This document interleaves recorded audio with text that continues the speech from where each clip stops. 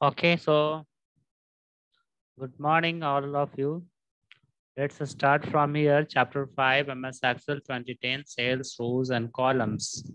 So today, basically, I will introduce you the chapter, and in the next class, I will explain you the steps of some more important thing that is given in the book.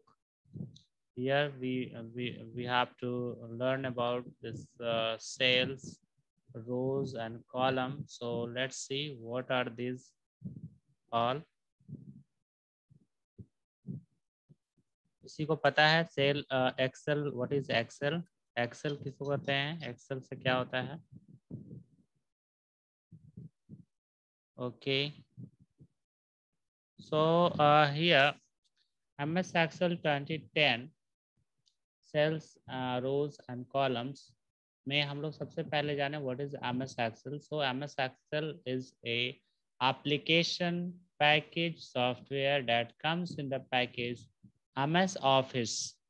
It is developed by Microsoft and in different version it comes. The latest version at present is MS Excel 2019, which is with me, and I will show you also in the next class with some practical doing in the video. So MS Excel से आपसे पूछे कोई तो आप बोलेंगे ये एक application software है. What are the uses of MS Excel? MS Excel का प्रयोग क्या होता है? तो MS Excel का प्रयोग जो है ये performing calculation, analysing data and integrating information from different program, इस काम के लिए किया जाता है. ओके, यानी कि MS Excel एक ऐसा एप्लीकेशन सॉफ्टवेयर है या स्प्रेडशीट एप्लीकेशन है जिसमें कि हम लोग जोड़ घटाव गुना भागा यानी कि कुछ कैलकुलेशंस उसमें, उसके बाद फिर डेटा को एनालाइज करना यानी कि डेटा को तोड़ मरोड़ कर देखना. तोड़ मरोड़ कर देखना मतलब कि कभी उसको असेंडिंग ऑर्डर में, कभी डिसेंडिंग ऑर्डर में, कभी उस पर हाफ में कैलकुलेशन करना, कभी उसको किसी और तरीके से सजाना. इस तरह से एनालाइज हम लोग कर सकते हैं और इंटीग्रेट भी कर सकते हैं. कहने का मतलब है कि दूसरे एप्लीकेशन सॉफ्टवेयर जैसे में हो गया वर्ड, पावर पॉइंट, ये सब से जोड़ करके और दो मतलब प्रोग्राम को हम लोग कनेक्ट करके यहाँ पे काम कर सकते हैं. यहाँ पे हाइपरलिंक बना सकते हैं MS एक्सेल में, जिससे कि डायरेक्ट हमारा ये माइक्रोसॉफ्ट एक्सेल से दूसरे प्रोग्राम में हम लोग जा सकते हैं. सबको समझ में आया कि what is Microsoft Excel? So कोई भी पूछे तो आप बोलेंगे Microsoft Excel is a spreadsheet application capable of performing calculation, analyzing data and integrating information from different programs. Okay, आपका आवाज में प्रॉब्लम है, आवाज क्लियर नहीं आ रहा. नेक्स्ट जो है सभी फाइल का एक्सटेंशन होता है. तो इस फाइल का जो एक्सटेंशन होता है, ये जो लेटेस्ट अभी ये जो है एक्सटेंशन लेटेस्ट चल रहा है, इवन कि 2019 में भी MS Excel 2019 आ चुका है 2019, उसमें भी यही रहता है एक्सटेंशन .xls. ओके, जबकि पुराने समय में ये .xls रहता था.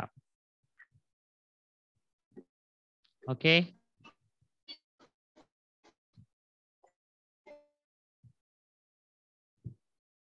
Himanshu, you mute yourself.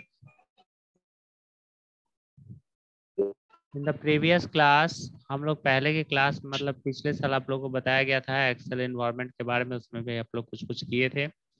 और उस समय 2007 चल रहा था, अभी 2010 चल रहा है, और इसके बाद भी एडवांस वर्जन अभी मतलब आ चुका है, लेकिन वो आपके बुक में अभी नहीं है और वो नहीं पढ़ना है. ओके, सो हम लोग रोज और कॉलम के बारे में अब देखेंगे कि रो क्या होता है और कॉलम क्या होता है. आपको प्रैक्टिकली भी दिखाएंगे अभी तुरंत. हिमांशु, अपना माइक ऑफ कर दो. Himanshu. Okay sir.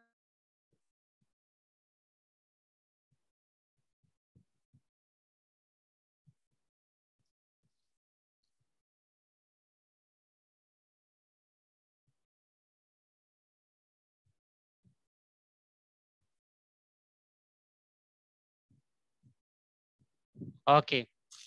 So rows and columns in Excel 2010. MS Excel जो है MS Excel is in tabular format consisting of rows and column. इसमें रोज और कॉलम होते हैं। देखिए ऊपर से नीचे की तरफ जो ये लाइनिंग होता है, ये लाइनिंग आपका कॉलम बनाता है।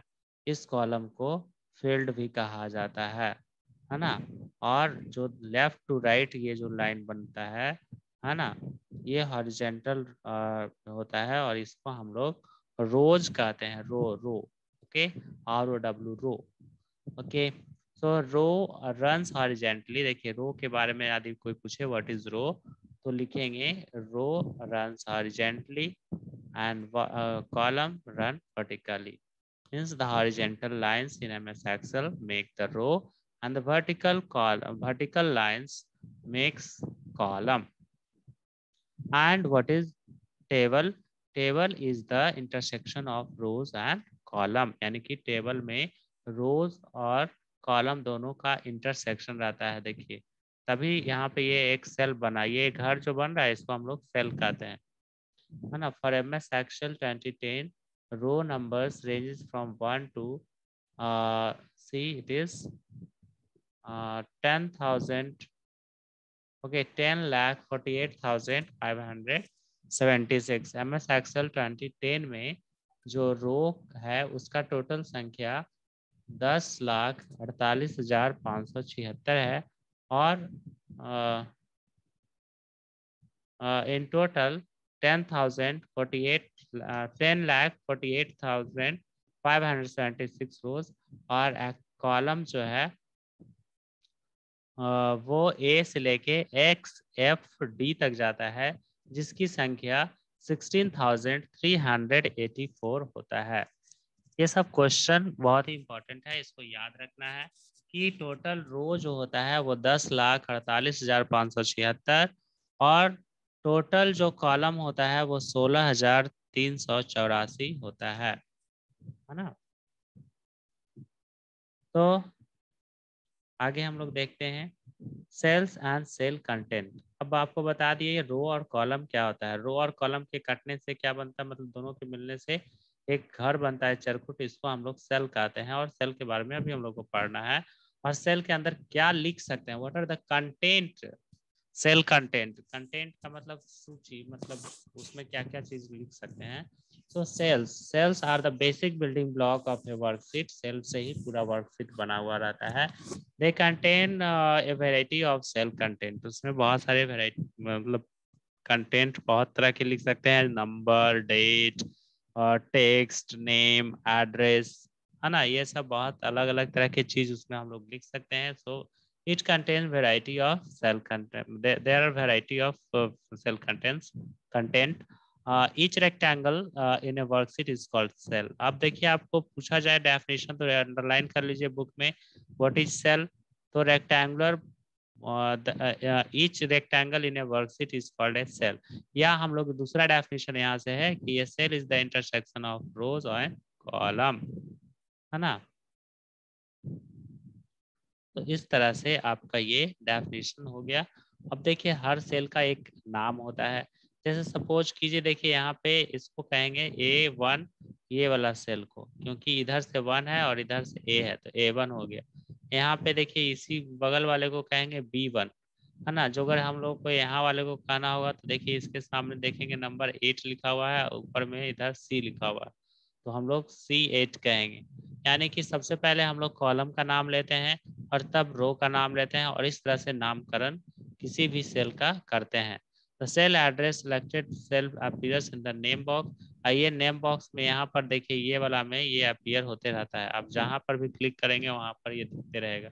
Here you can see that G10 is selected, है ना। G10 को सिलेक्ट किया गया है, इसलिए यहाँ पे G10 लिखाया हुआ आपने बुक में देखिए। अब किस तरह से हम लोग सेल को ये सिलेक्ट करते हैं, तो हम लोग माउस को ले जाकर किसी भी घर पे जाके क्लिक करते हैं और वो सेल सिलेक्ट हो जाता है। यदि हम लोग माउस को वहाँ पे डबल क्लिक करते हैं तो उसके अंदर हम लोग फिर उसको एडिट कर सकते हैं, वहाँ पे कुछ लिख सकते हैं। और देखिए क्या है, release your mouse the cell will stay selected, है ना। अब वहाँ पर जैसे एक बार क्लिक करके जो माउस को हटा भी लेते हैं तब पर भी हम लोग का अब वो सेल सिलेक्टेड रहता है। You can also navigate from worksheet and select cell using the arrow key on your keyboard. Keyboard जो होता है, कीबोर्ड का जो एरो की है, उससे भी हम लोग ये काम कर सकते हैं। ठीक है। अब है मल्टीपल सेल को कैसे सिलेक्ट करेंगे। सो मल्टीपल सेल को सिलेक्ट करने के लिए हम लोगों को कर्सर को यहाँ रखना होगा और इसको यहाँ पकड़ के ड्रैग करना होगा। इस तरह से हम लोग सिलेक्ट करते हैं मल्टीपल सेल को।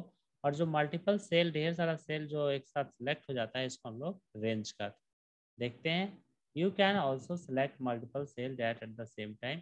ए group of cell is known as cell range. ये आपका सेल रेंज का डेफिनेशन है ना, कि a group of cell is known as cell range. You can also refer to a cell range using the cell address of the first and the last cell in the cell range, है ना। पहला और last cell का आप नाम लेकर cell range select कर सकते हैं बिना माउस को ड्रैग किए हुए। ये तो है कि यहाँ पे माउस रखे और इसको दबा, माउस का लेफ्ट बटन दबाकर यहाँ पे इसको ड्रैग किए तो इस तरह से हुआ।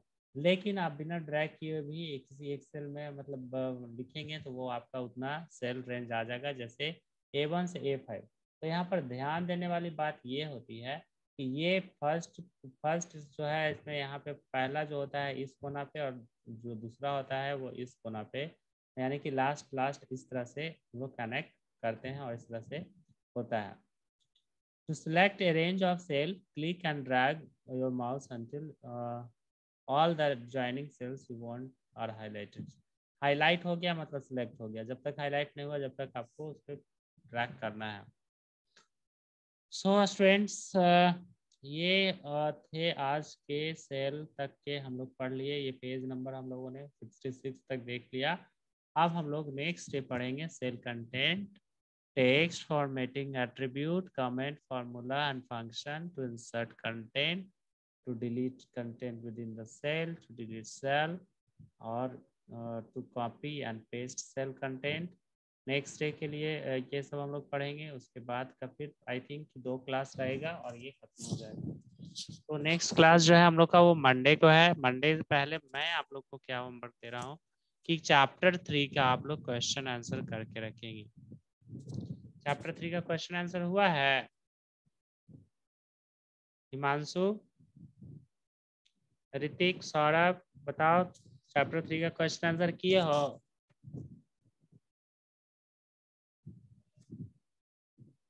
Okay, so now I'm ending the class here. In the next class we will read further. Thank you.